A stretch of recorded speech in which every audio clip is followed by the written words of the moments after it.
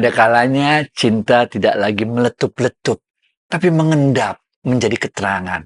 Ada kalanya cinta tidak lagi menyala-nyala, tapi menjadi kehangatan. Saat itulah cinta mencapai kematangannya. Gitu, Fit.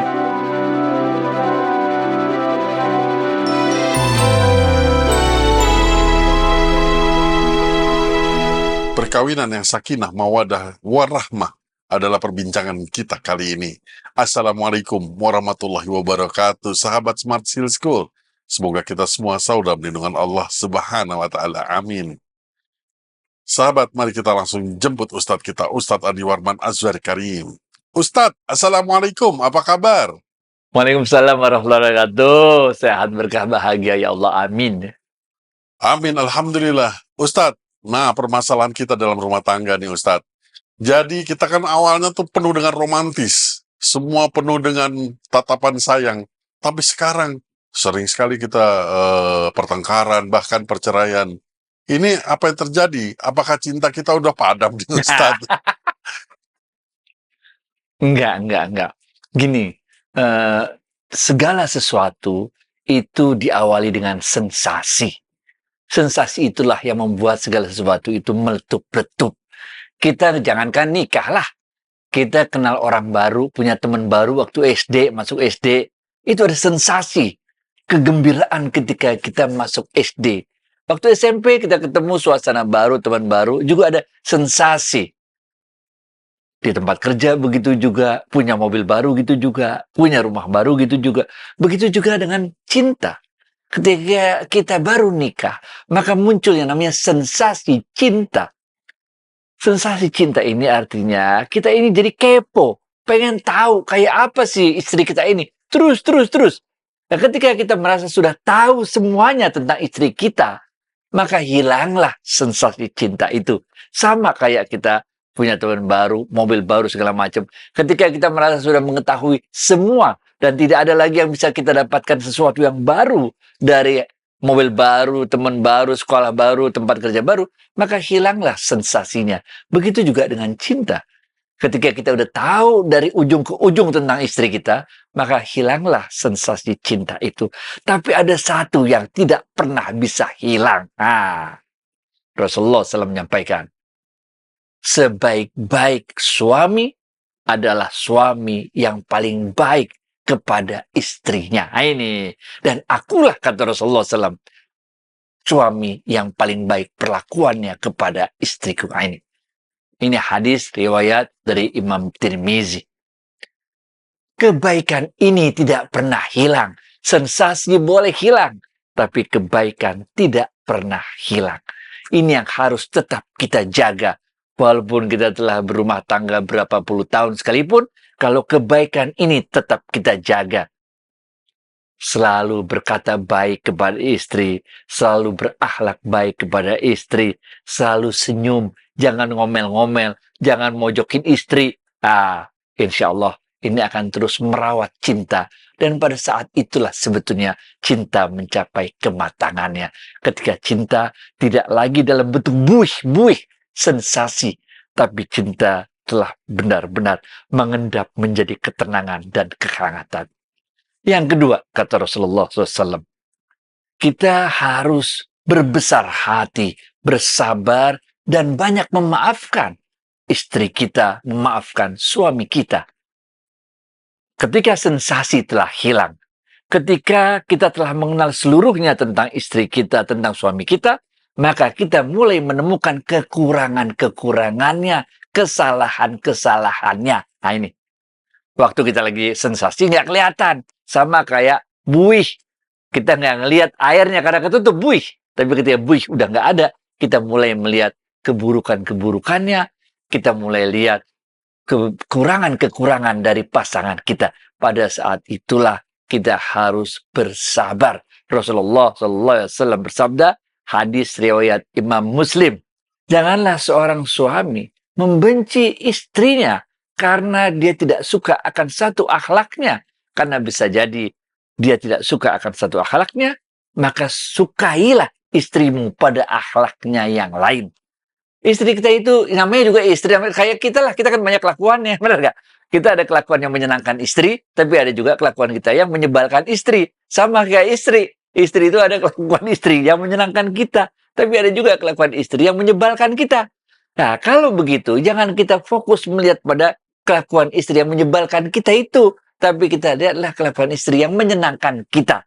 Nggak ada manusia yang sempurna. Bagaimana mungkin kita mengharapkan istri kita itu sempurna? Oh, kita aja nggak sempurna, benar nggak? Bagaimana mungkin kita mengharapkan istri kita itu 100% sesuai dengan harapan kita? Kalau begitu ya, dia bukan istri kita lah.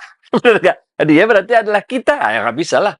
Istri itu dalam Al-Quran, Allah mengatakan kita ini bagaikan pakaian satu sama lainnya. Nah, ini pakaian satu sama lainnya, ini maknanya kita saling melengkapi.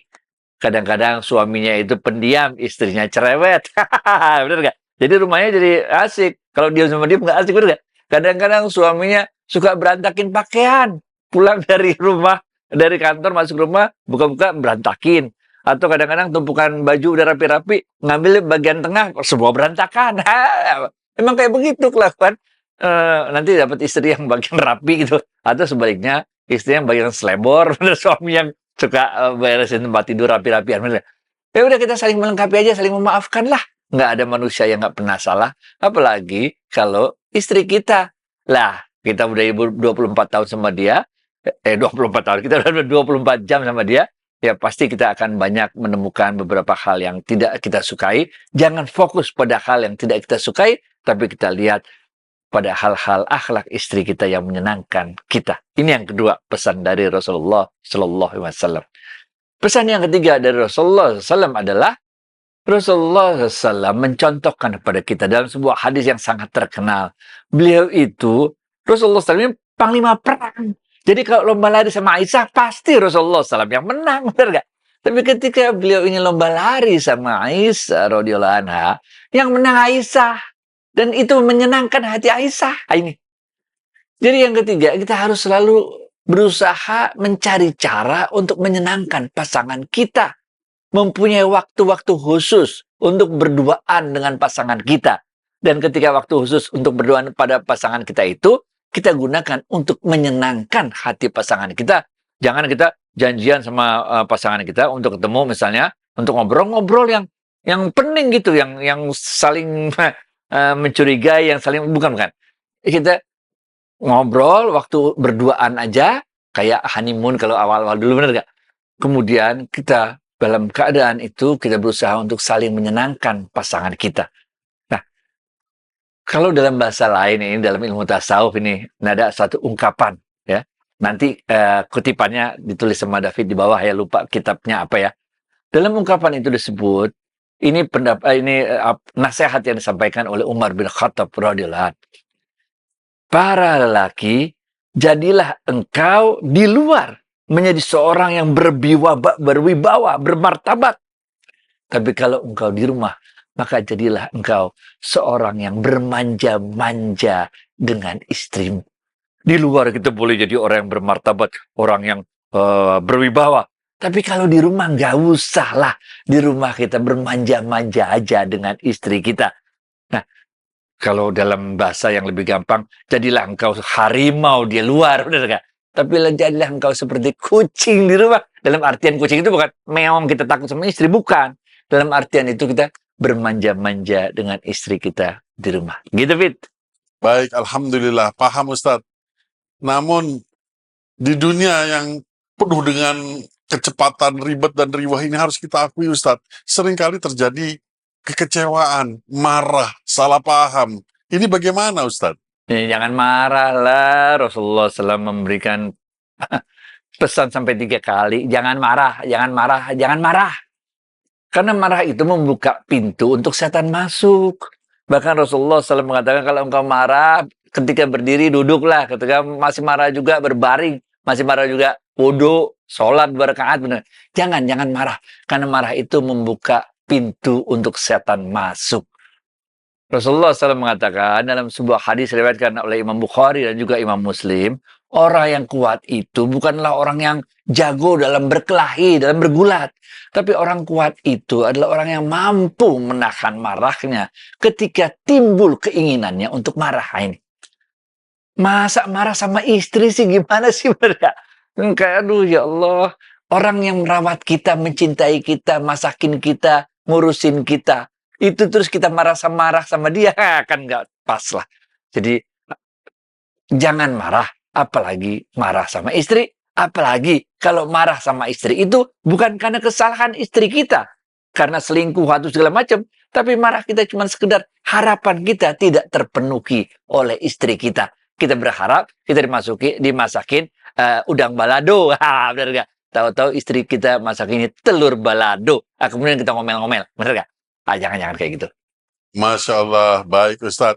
Barangkali ada saran-saran Ustadz sebagai kata penutup? Masya Allah, Rasulullah SAW mengatakan, Rifqan bil qawarir. Bersikap lemah lembutlah kepada istrimu, sayangilah istrimu. Kalau dunia ini telah berjalan begitu cepatnya, maka perlambatlah hati ketika kita di rumah. Ketika dunia telah demikian riwahnya, maka hadirkanlah ketenangan di dalam rumah kita. Selalu hadirkan Allah. Jangan cepat marah, selalu berbuat baik kepada istri, sayangi istri, maafkan istri, luangkan waktu bersama istri. Insya Allah, semua sensasi yang telah lewat, nggak ada artinya apa-apa ketika kita telah mendapatkan sakinah, mawaddah, warohmah. Itulah tingkat kepatangan cinta. Gitu, Fit. Ustadz, terima kasih atas waktu dan tausiahnya. Assalamualaikum warahmatullahi wabarakatuh. Waalaikumsalam warahmatullahi wabarakatuh.